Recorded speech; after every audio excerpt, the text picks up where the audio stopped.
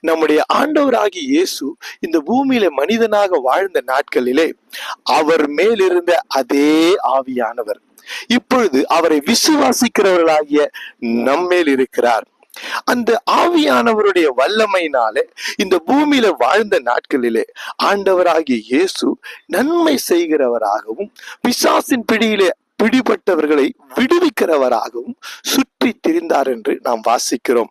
அதே ஆவியானவர் இப்பொழுது நம்மேல இருக்கிறபடியினாலே ஒருவேளை இந்த பூமியில் இருக்கிற அதிகாரிகளைப் போல அரசியல் தலைவர்களைப் போல மனுஷர்களை போ என்றும் வா என்றும் இதை செய் என்றும் சொல்லுகிற அதிகாரம் நமக்கு இல்லாமல் இருக்கலாம்.